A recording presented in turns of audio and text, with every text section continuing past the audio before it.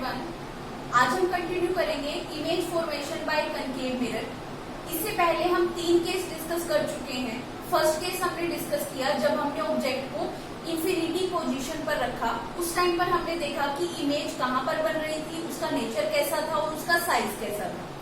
Second case में हमने discuss किया जब हमने ऑब्जेक्ट को बियॉन्ड सी रखा तो उस टाइम पे इमेज कहाँ पर बनती है, उसका नेचर कैसा होता है, वो सब चीजें हमने डिस्कस की। एंड थर्ड केस में हमने डिस्कस किया कि जब हम ऑब्जेक्ट को सेंटर ऑफ कर्वेचर पर रखते हैं तो उस टाइम पर इमेज कहाँ पर बनती है, कैसी बनती है और उसका नेचर कैसा होता है। तो जब हम ऑब्जेक्ट को सी पॉइंट पर रखते हैं उस टाइम पर जो इमेज होती है वो भी सी पॉइंट पर ही बनती है। और कैसी इमेज बनती है, रियल और इन्वर्टेड नेचर की होती है और उसका साइज कैसा होता है, सेम साइज होता है। अब फोर्थ केस हम डिस्कस करेंगे आज, when object place between C and F. जब ऑब्जेक्ट जो होगा C point, it mean centre of curvature and focus के बीच प्रेजेंट हो, उस टाइम पर इमेज कहाँ पर बनेगी, उसका नेचर कैसा होगा, उसका साइज क्या होगा, ये सब चीजें हमें डिस्कस करनी है। तो देखो हमने ऑब्जेक्ट को रखा, ये point C centre of curvature, ये पॉइंट क्या है, फोकस है। इन दोनों के बीच में हमने ऑब्जेक्ट को रखा। सबसे पहले कनकेव मिरर की पहचान पता होनी चाहिए आपको। कनकेव मिरर कौन सा मिरर होता है, ऐसा मिरर जिसकी इनर सरफेस क्या हो, रिफ्लेक्टिंग सरफेस हो और आउटर सरफेस क्या हो, पॉलिश्ड हो। ऐसे मिरर को हम क्या बोलते हैं, कनकेव मिरर बोलते हैं। ये किसी एक स्फीयर का पार्ट होगा। अगर हम इसको कंप्लीट करते हैं तो एक स्फीयर बनेगा और उस स्फीयर का कुछ ना कुछ सेंटर होगा जिसको हम क्या बोलते हैं, centre of curvature. Centre of curvature और ये जो पॉइंट होता है मिरर का मिड पॉइंट, इसको हम बोलते हैं पोल। तो सेंटर ऑफ कर्वेचर और पोल को ज्वाइन करने वाली लाइन होती है प्रिंसिपल एक्सिस। और सेंटर ऑफ कर्वेचर से पोल तक के बीच के डिस्टेंस को 2 इक्वल पार्ट में डिवाइड करने वाला पॉइंट होता है फोकस। अब हमने ऑब्जेक्ट को रखा सेंटर ऑफ कर्वेचर और फोकस के बीच में। तो अब देखो, जैसे ही हमने इसको नाम दे दिया ए बी, कोई ऑब्जेक्ट है ए बी जिसको हमने सेंटर ऑफ कर्वेचर और फोकस के बीच में रखा, मिरर के सामने रख दिया इसको। तो अब देखो कोई लाइट रे प्रिंसिपल एक्सिस के पैरेलल आई, जैसे ही मिरर से टकराएगी, according to rule number first, अगर कोई लाइट रे प्रिंसिपल एक्सिस के पैरेलल आती है तो वो हमेशा कहाँ से पास होती हुई जाएगी, फोकस से पास होती हुई जाएगी। तो देखो यहाँ पे कोई लाइट रे आई प्रिंसिपल एक्सिस के पैरेलल, ये वाली लाइन जो है ये प्रिंसिपल एक्सिस को शो कर रही है। तो ये लाइट रे प्रिंसिपल एक्सिस के पैरेलल है। जैसे ही आके मिरर की रिफ्लेक्टिंग सरफेस से टकराएगी, मिरर से टकराएगी, वैसे ही ये क्या हो जाएगी, रिफ्लेक्ट बैक हो जाएगी और कहाँ से पास करती हुई जाएगी, फोकस से पास करती हुई जाएगी। इस रे को हम बोल देंगे फर्स्ट रिफ्लेक्टेड रे। अब देखो ऑब्जेक्ट से कोई एक और लाइट रे इंसिडेंट हुई, तो देखो हमने यहाँ से एक और लाइट रे इंसिडेंट की और ये कहाँ से पास होती हुई जा रही है, फोकस से पास होती हुई जा रही है। अब देखो according to rule number second, rule number second में क्या कहा जाता है कि अगर कोई लाइट रे फोकस से पास होती हुई आती है तो आफ्टर रिफ्लेक्शन वो हमेशा प्रिंसिपल एक्सिस के पैरेलल चली जाती है। तो देखो यहाँ से ये जो लाइट रे आई फोकस से पास होती हुई, मिरर से टकराने के बाद ये कहाँ से पास होती हुई जाएगी, प्रिंसिपल एक्सिस के पैरेलल चली जाएगी। तो ये लाइट रे रिफ्लेक्ट बैक होने के बाद प्रिंसिपल एक्सिस के पैरेलल चली गई। तो ये हमारे पास क्या है, सेकंड रिफ्लेक्टेड रे। अब देखो जहां पर दोनों रिफ्लेक्टेड रेज मीट करती हैं उसी पॉइंट पर क्या बनती है, इमेज बनती है। तो देखो ये फर्स्ट रिफ्लेक्टेड रे थी, ये सेकंड रिफ्लेक्टेड रे थी, ये दोनों इस पॉइंट पर मीट करी। अब इस पॉइंट पर मीट करी है तो इमेज कहाँ पर बनेगी, इसी पॉइंट पर बनेगी।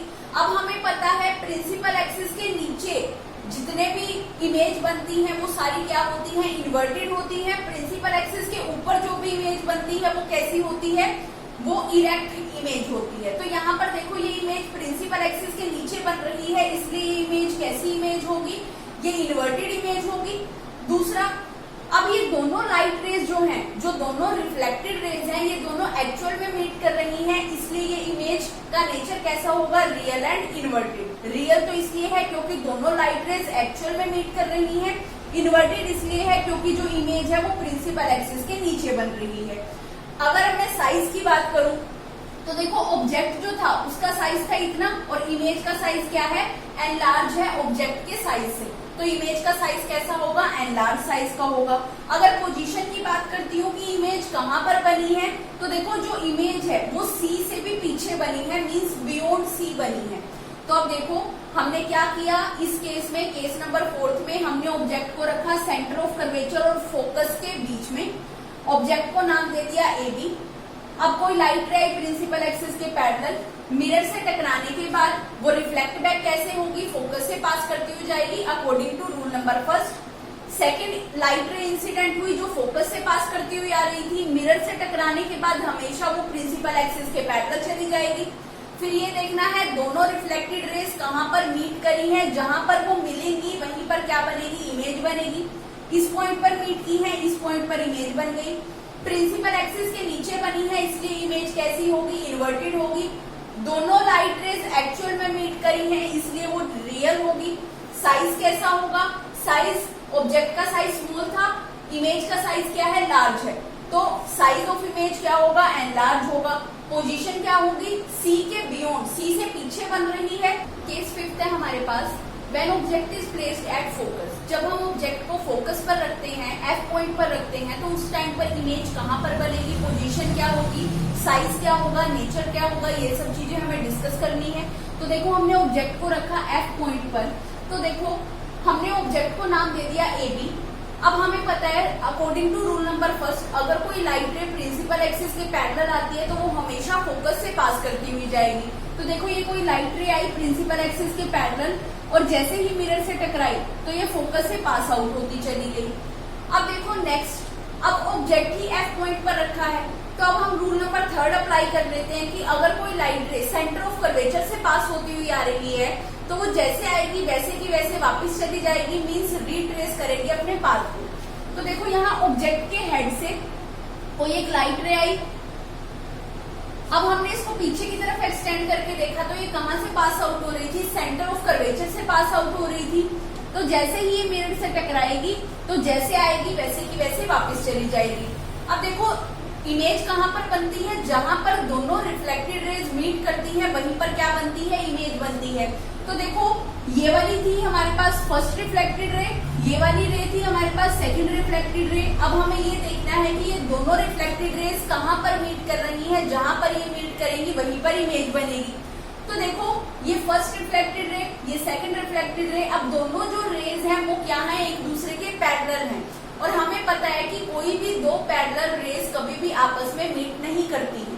और हम ये बोलते हैं कि अगर ये कहीं पर भी मीट करेंगी तो ये बहुत ज्यादा दूर किसी डिस्टेंस पे इंफिनिटी पर जाकर मीट करेंगी। तो देखो ये कहाँ पे मीट करने वाली है, बहुत ज्यादा दूर इंफिनिटी पर मीट करेंगी, तो इमेज कहाँ बनेगी, इंफिनिटी पर बनेगी। अब देखो जितनी दूर जाके ये जो रेज है ये मीट करेंगी उतनी ही एनलार्ज साइज की क्या बनेगी, इमेज बनेगी। तो देखो इंफिनिटी डिस्टेंस जो होता है मीन्स हमसे बहुत ज्यादा दूर, तो जो इमेज बनेगी उसका साइज कैसा होगा, हाईली एनलार्ज होगा। और जो इमेज बनेगी वो प्रिंसिपल एक्सिस के नीचे बनेगी। प्रिंसिपल एक्सिस के नीचे बनने के कारण वो इमेज कैसी होगी, इन्वर्टेड इमेज होगी। तो इमेज का नेचर कैसा हुआ, रियल एंड इन्वर्टेड। साइज कैसा होगा, जितनी ज्यादा दूर बनेगी उतनी ज्यादा हाईली मैग्निफाइड बनेगी, तो इमेज कैसी होगी, हाईली एनलार्ज होगी। उसके बाद पोजीशन क्या होगी, पोजीशन कहाँ पर इमेज बन रही है, एट इंफिनिटी, तो इमेज कहाँ बन रही है, इंफिनिटी पर बन रही है। तो देखो यहाँ पर हमने ऑब्जेक्ट को रखा एफ पॉइंट पर, नाम दे दिया ए बी।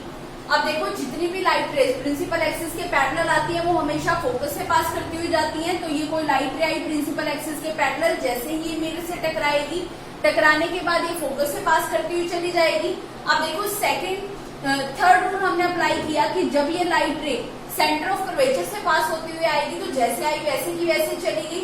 अब दोनों रिफ्लेक्टेड रेज कहाँ पर मीट कर रही हैं, वो दोनों इंफिनिटी पर मीट कर रही हैं, क्योंकि दो पैरेलल रेज कहीं पर भी मीट नहीं करती। अगर वो कहीं मीट करेंगी तो इंफिनिटी पॉइंट पर मीट करेंगी। तो इमेज कहाँ पर बनी, इंफिनिटी पर बनी। प्रिंसिपल एक्सिस के नीचे है इसलिए कैसी होगी, इन्वर्टेड होगी। एक्चुअल में मीट कर रही है इसलिए रियल और इन्वर्टेड नेचर होगा। जितनी ज्यादा दूर इमेज बनती है उतना ही साइज क्या होता है, लार्ज होता है। तो साइज कैसा होगा, हाईली एनलार्ज होगा। पोजीशन क्या होगी, एट इंफिनिटी।